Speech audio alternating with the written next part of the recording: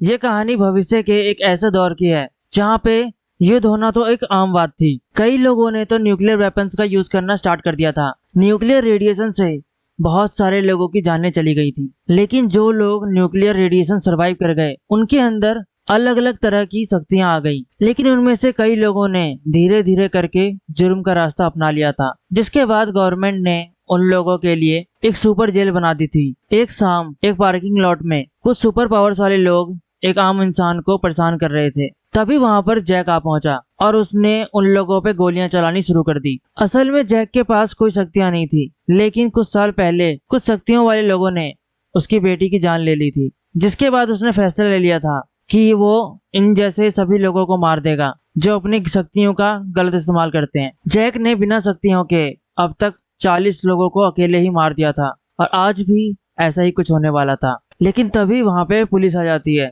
Police ने आकर Jack को पकड़ लिया और फिर जैक को उस सुपर जेल में भेज दिया गया। और असल में जैक यही तो चाहता था। जैक को एक ही जगह पे सारे बुरे लोग मिल जाएंगे जो अपनी शक्तियों का गलत इस्तेमाल करते हैं। जैक के साथ एक डियाज नाम का बंदा भी जेल भेजा गया था। डियाज के पास दूसरों का दर्द और उनकी भावनाएं महसूस करने की शक्ति थी। डियाज ने किसी का कुछ नहीं बिगाड़ा था, उसे तो एक झूठे केस में फंसा दिया गया था और जेल भेज दिया गया था। जेल में आए सभी सुपर विलेंस के पैरों पे एक खास तरह की जंजीर बांध दी जाती थी, जिससे उनकी शक्तियों को रोक दिया जाता था।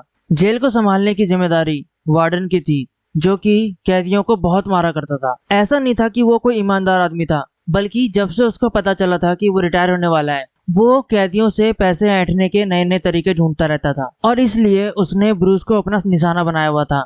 ब्रूस एक बहुत ही खूंखार क्रिमिनल था, जिसके पास लोगों के दिमाग को कंट्रोल करने की शक्ति थी, जिस शक्ति का फायदा उठाकर उसने बहुत सारे लोगों से अंधाधुन पैसा लूटा था, जिसकी वजह से उसको इतने सालों की सजा मिली थी, जो कि उसकी इस जिंदगी में तो पूरी होने वाली थी नहीं। वो इस जिंदगी में इस जेल से बाहर निकलने नहीं वाला था। मौके पे चौका मारने के लिए वार्डन ने ब्रूस के सामने एक ऑफर रखा। वार्डन ने ब्रूस से बोला, अगर वो अपना सारा पैसा वार्डन को दे देता है तो नया वार्डन उसे बिल्कुल भी परेशान नहीं करेगा, बल्कि उसे वीआईपी ट्रीटमेंट दी जाएगी। ब्रूस ने वार्डन के ऑफर को खुल के लात मार दी, क्योंकि ब्रूस के दिमाग में तो जेल से भागने का प्लान चल रहा था। जेल में आते ही जैक और जिम के बीच हाथापाई स्टार्ट हो गई, क्योंकि जैक ने जिम के भाई को मारा था, जिसकी वजह से वो कुत्तों की तरह लड़ रहे थे। लेकिन क्योंकि जिम के पास उसकी शक्तियां नहीं थी, वो जैक का मुकाबला नहीं कर पाया और पिट गया। तभी गार्ड्स आ गए और गार्ड्स ने उसे सही टाइम पे बचा लिया। फिर उन्हें ट्रीटमेंट के लिए भेजा गया। उधर ट्रीटमेंट रूम में जैक और जिम किया ट्रीटमेंट करने के बाद डॉक्टर मैरी ब्रूस के रूम में गई। डॉक्टर मैरी ब्रूस के दिमाग का इलाज करना चाहती थी, लेकिन तभी जैक वहां आ गया।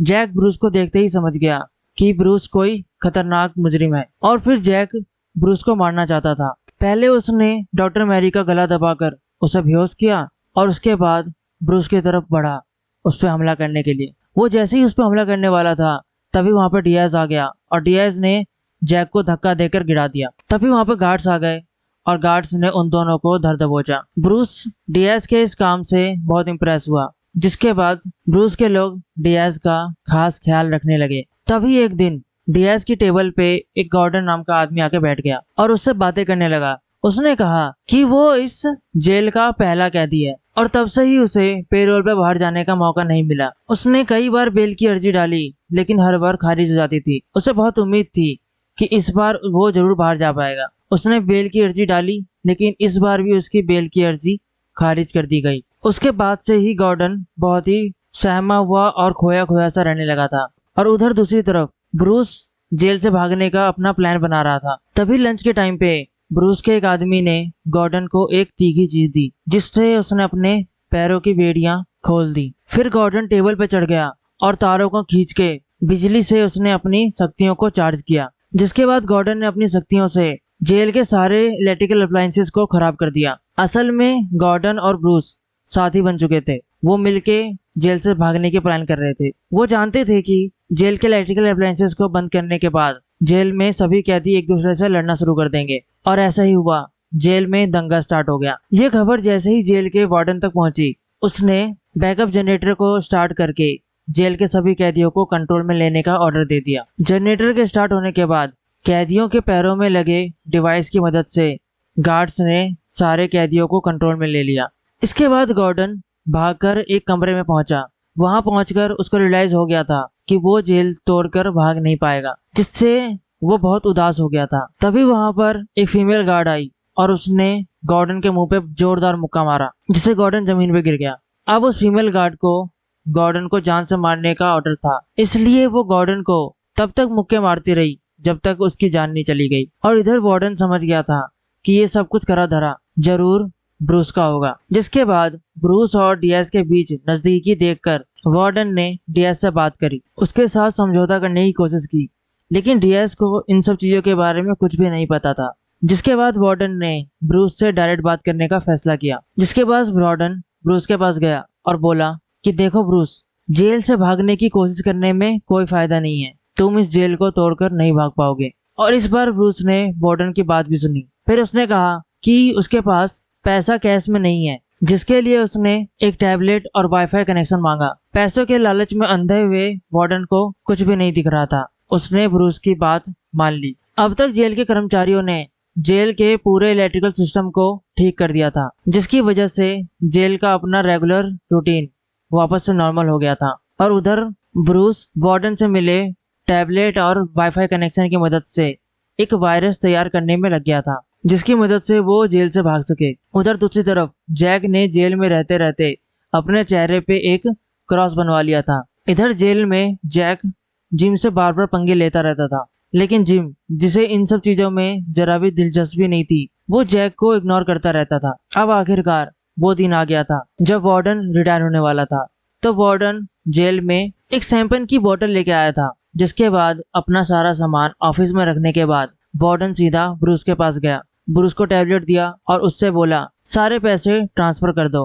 वार्डन खुशी से इतना पागल हुआ था कि उसको बिल्कुल पता नहीं चला कि ब्रूस उसके टैबलेट से जेल के सिक्योरिटी सिस्टम में वायरस डाल रहा था। जिसके बाद देखते ही देखते ब्रूस ने वार्डन के टैबलेट से अपना वायरस अपलोड कर दिया, जिसके बाद जेल के सभी कैदियों का डिवाइस डीएक्टिवेट हो गया, जिसकी वजह से सारे कैदियों को उनकी शक्तियां वापस मिल गईं।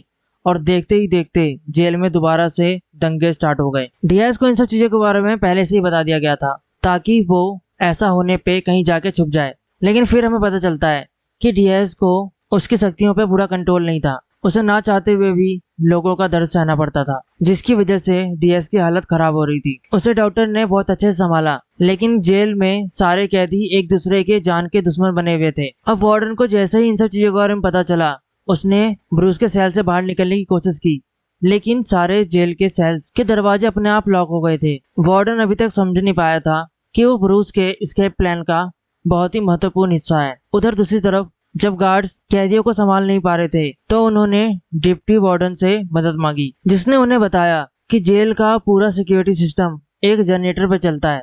उस जनरेटर को ऑफ करके ऑन करने पे सारा सिक्योरिटी सिस्टम रिसेट हो जाएगा। तभी एलन नाम का गार्ड जनरेटर को रिसेट करने जा रहा था। तभी वहां पे एक कैदी पहुंच गया, जिसने जाकर उस एलन नाम के गार्ड पे हमला कर दिया। उस गार्ड ने मुकाबला करने की बहुत कोशिश की, लेकिन वो उस कैदी का मुकाबला नहीं कर पा रहा था। तभी गार्ड ने एक रिंच उठाया और उससे एक पाइप तोड़ दी, जिससे बहुत तेज की गैस बाहर निकलने लग गई। उस गैस की वजह से उस कैदी की मौत वहीं पे हो गई। उधर दूसरी तरफ वार्डन ने जब अपना अकाउंट चेक किया, अपने अकाउंट में इतना सारा पैसा देखकर वो बहुत खुश हो गया।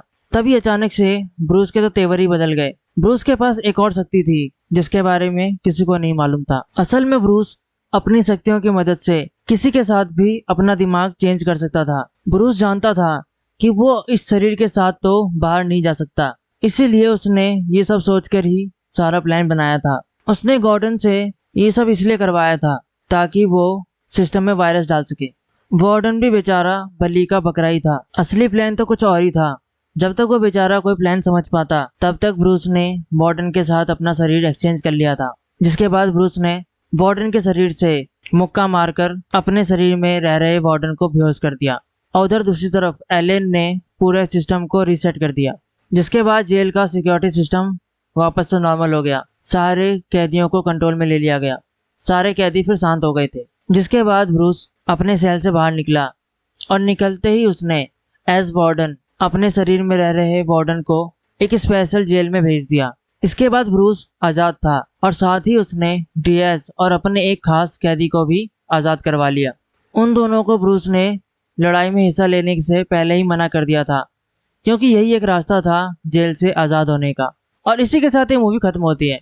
अगर आपको मूवी की कहानी अच्छी लगी हो तो वीडियो को लाइक करें, चैनल को सब्सक्राइब करें और कमेंट करें अपना फीडबैक भी। Thank you, good bye.